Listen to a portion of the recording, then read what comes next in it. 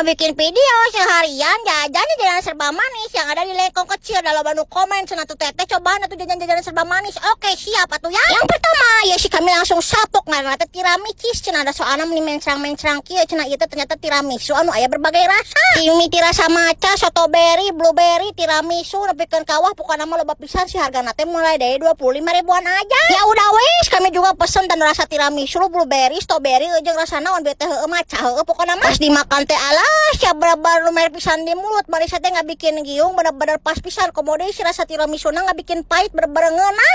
Apalagi rasa blueberry jeung strawberry-nya mah wow bener-bener aya sensasi segerna, manis, seger, hipu. Wah bener-bener pecinta dessert kudu nyobain ngaranna teh tiramisu atuh. Yang kedua ya tukang mochi ngaranna teh Sandai Pukum nih bener-bener salpok ieu mah rasana teh koton kaloba pisan teh mimiti rasa coklat Cadbury, rasa naon matcha, strawberry. Wah pokona bener-bener ngeunah. Ieu